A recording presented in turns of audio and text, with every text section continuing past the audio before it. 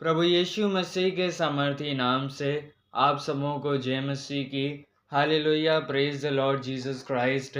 और आज मैं आपके सामने कुछ ऐसे वैज्ञानिक तथ्यों को रखने वाला हूँ, साइंटिफिक फैक्ट्स को रखने वाला हूँ, जिनके बारे में बाइबल हमको एक्यूरेटली बताती है। और इन सारी चीज़ों को जिन्हें हाल ही में मॉडर्न साइंस ने डिस्कवर किया है, इन सारी चीज़ों के बारे में बाइबल हज़ारों साल पहले ही हमको एक्यूरेट इन्फॉर्मेशन दे देती है।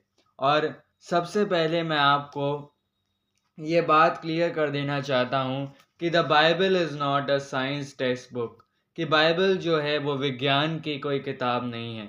बाइबल का उद्देश्य हमको वैज्ञानिक तथ्यों के बारे में बताना नहीं है, पर बाइबल का एकमात्र उद्देश्य है परमेश्वर के बारे में हमको बताना। बाइबल हमको इस दुनिया के बारे में ज़्यादा नहीं बताती है, पर बाइबल का उद्देश्य ये है, जिस पर्पस से परमेश्वर ने इस बाइबल को अपने नबियों और अपोस्टल्स पर रिवील किया था, वो रीज़न ये था कि लोग इस दुनिया के क्रिएटर को जान सकें, लोग यीशु मसीह को, जो उनका एकमात्र सच्चा उद्धार करता है, उस यीशु मसीह को जान सकें। पर क्योंकि बाइबल जो है वो इस दुनिया के क्रिएटर के द्वारा भेजा गया एक कलाम है, इस दुनिया के क्रिएटर परमेश्वर ने इस बाइबल को इंस्पायर किया है, इस बाइबल को रचा है। इस वजह से हम बाइबल के अंदर कुछ ऐसे साइंटिफिक फैक्ट्स को देख सकते हैं जो बाइबल की ऑथेंटिसिटी को हमारे सामने ला कर के रखते हैं, जो इस बात का हमें प्रूफ देते हैं कि बाइबल वास्तव में कोई साईफाई या फिक्शन की कोई किताब नहीं है, पर बाइबल वास्तव में एक एक्यूरेट और रिलायबल किताब है। और बाइबल के अंदर कुछ भी ऐसा नहीं है जो मॉडर्न साइंस के खिलाफ हो। तो अब मैं आपके सामने कुछ ऐसे फैक्ट्स को रखने वाला हूँ दुनिया साइंस के बारे में, जिसको बाइबल एक्यूरेटली हमारे सामने प्रेजेंट करती है। सबसे पहली जो साइंटिफिक फैक्ट मैं आपके सामने रखना चाहता हूँ वो ये है कि बाइबल हमको धरती के शेप के बारे में एक्यूरेटली बताती है। कई सारे लोग समझते हैं कि बाइबल जो है वो फ्लैट अर्थ थ्योरी को प्रमोट करती है, या बाइबल ये सिखाती है कि ये जो धरती है, ये जो दुनिया है, वो गोल है। पर वास्तव में बाइबल ऐसा नहीं सिखाती है। यदि आप पढ़ेंगे बाइबल के अंदर आइज़ाया की किताब को, यशाया की किताब को, जो यशाया नबी के द्वारा लिखी गई थी, तो यशाया की किताब द बुक ऑफ आइज़ाया उसके 40 चैप्टर की 22 वर्स में साफ साफ लिखा है कि परमेश्वर धरती के घेरे के ऊपर विराजमान है। God sits above the circle of the earth. इस वर्स में साफ साफ जो धरती का शेप है वो चपटा यानी फ्लैट नहीं बताया गया है, पर इस वर्स के अंदर धरती के शेप को एक घेरे की तरह या एक सर्किल की तरह बताया गया है। और हम जानते हैं कि ये जो बात बाइबल के अंदर कही गई है वो साइंटिफिकली ट्रू है। बाइबल के अंदर जो बताया गया है वो वैज्ञानिक रूप से सच है, और धरती का शेप एक घेरे या एक सर्किल की तरह है। और इसी वर्ष में हमको आगे जाकर ये बात बताई गई है कि परमेश्वर जो है वो आकाश को मलमल के समान फैलाता है। इस वर्ष में हमको ये बताया गया है कि परमेश्वर आकाश को मलमल के समान फैलाता है और तानता है। और फैलाने के लिए यहाँ पर जो शब्द इस्तेमाल किया गया है वो है स्ट्रेच करना या एक्सपेंड करना। यानी ये वर्स हमको बताती है कि परमेश्वर जो है आकाश को, और यहाँ पर आकाश की जो बात हो रही है, या यहाँ आकाश जो है वो यूनिवर्स को दर्शाता है। तो ये वर्स जो है वो हमको साफ साफ ये बताती है कि परमेश्वर यूनिवर्स को एक्सपेंड करता है। और हम जानते हैं ये चीज़ जो है वो साइंटिफिकली सच है। यूनिवर्स, साइंटिस्ट इस बारे में बताते हैं कि यूनिवर्स अपनी शुरुआत से ही लगातार एक्सपैंड हो रहा है या खिंच रहा है। और इस यूनिवर्स को एक्सपैंड करने वाला कौन है, इस बात के बारे में भी बाइबल के अंदर बताया गया है।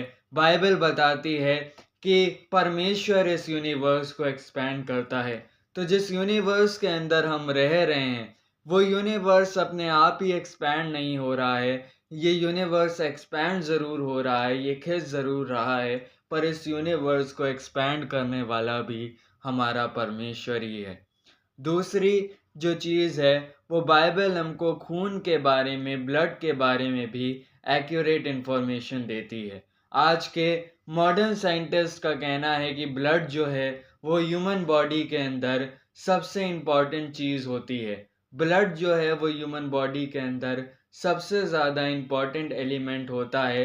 और मॉडर्न साइंटिस्ट ऐसा क्यों कहते हैं? क्योंकि ब्लड ही है जो हमारी बॉडी के अंदर फूड, ऑक्सीजन और जो बाकी इम्पॉर्टेंट न्यूट्रिशंस होते हैं, उनको हमारी बॉडी के अंदर सप्लाई करता है। इसलिए हम ब्लड के बिना नहीं रह सकते हैं। यदि इंसान का ब्रेन डैमेज हो जाए, तो डॉक्टर्स कुछ ऐसा तरीका निकालते हैं जिससे वो इंसान जिसका ब्रेन डैमेज हो गया है, वो भी सर्वाइव कर जाए। और यदि आपका हार्ट डैमेज हो गया है, तो भी आपके चांसेस हैं कि आप इस दुनिया के अंदर सरवाइव कर जाएं। पर यदि आपकी बॉडी के अंदर खून ख़त्म हो गया है, तो आप कभी भी सरवाइव नहीं कर सकते, आप ज़िंदा नहीं रह सकते, क्योंकि खून हमारी बॉडी का एक बहुत ही इम्पॉर्टेंट एलिमेंट है। और इसीलिए जब एक व्यक्ति को का हार्ट फेल होता है, तो वो क्यों मर जाता है? वो इसलिए मर जाता है क्योंकि हार्ट जो है, वो ब्लड को पंप करता है, और जब हार्ट जो है वो ख़राब हो जाता है या फेल हो जाता है, तो ब्लड का सर्कुलेशन होना हमारी बॉडी के अंदर रुक जाता है, और इसी वजह से इंसान मर जाता है।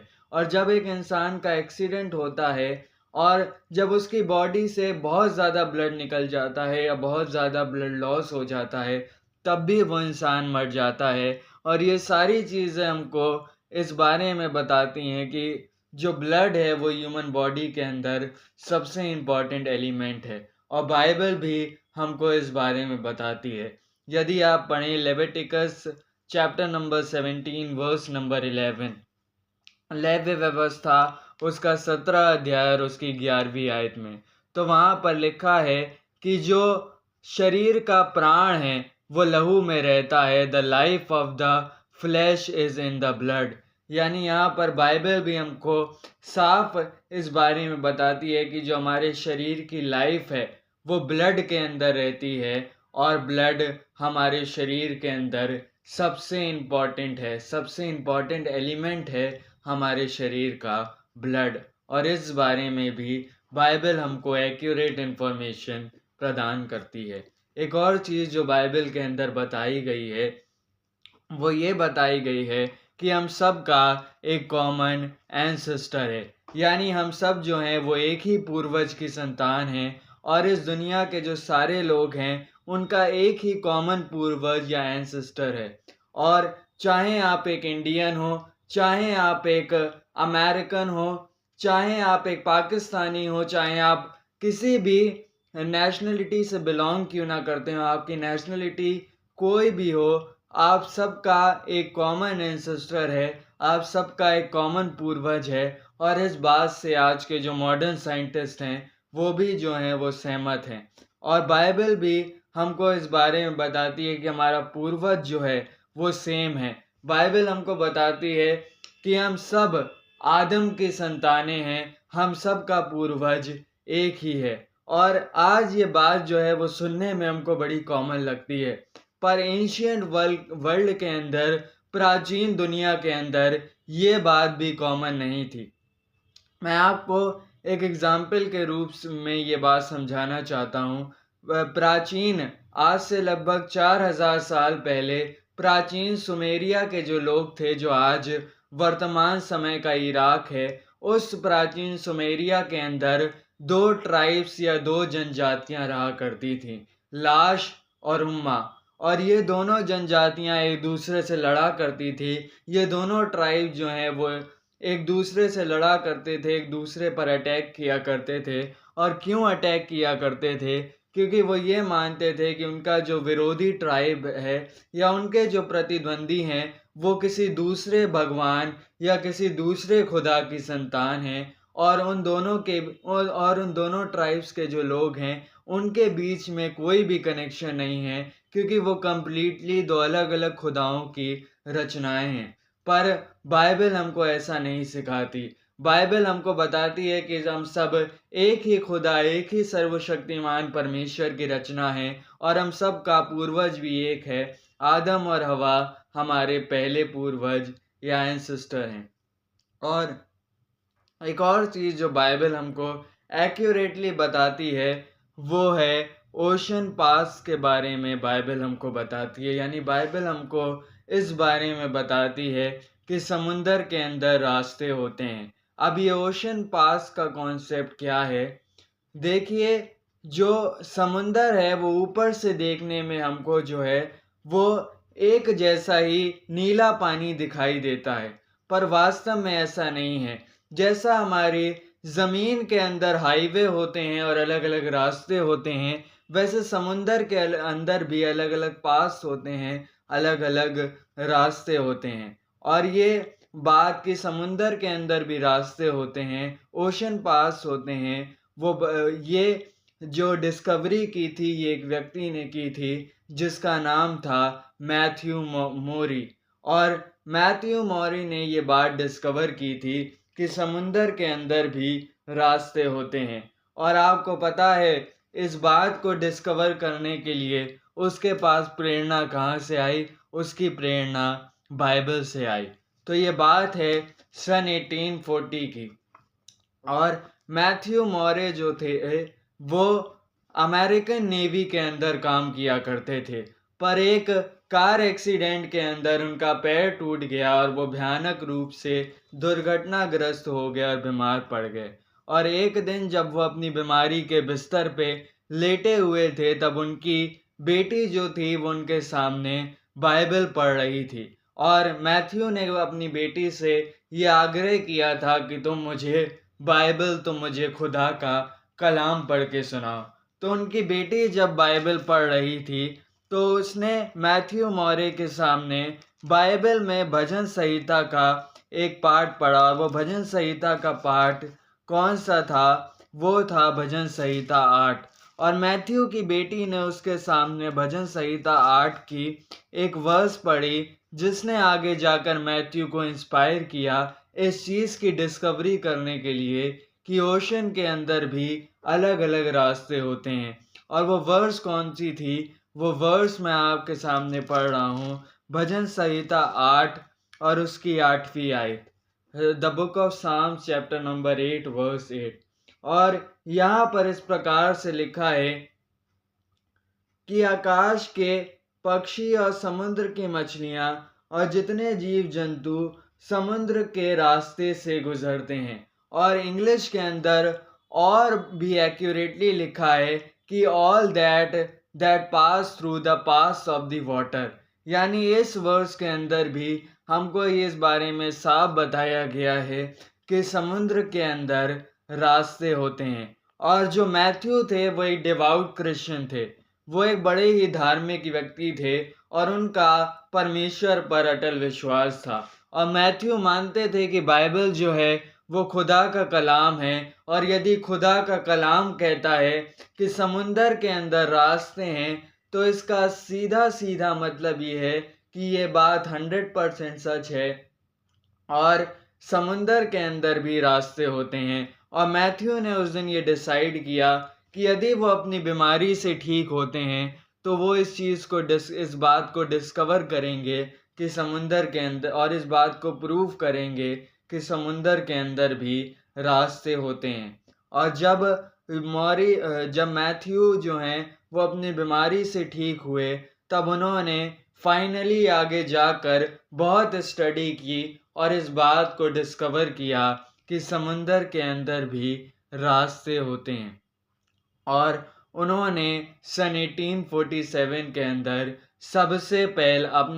सबसे पहला wind and currents chart release किया, जिसके अंदर ये साफ साफ दर्शाया गया था कि समुंदर के अंदर भी अलग अलग डायरेक्शंस होते हैं और अलग अलग रास्ते होते हैं। और उनकी इस डिस्कवरी ने आगे जाकर बहुत लोगों की मदद की और जहाज़ों का टाइम बचाया, क्योंकि जब जहाज़ एक रास्ते पर पानी के बहाव के साथ चलते हैं तो वो जहाज़ अपनी मंजिल तक जल्दी पहुंच जाते हैं।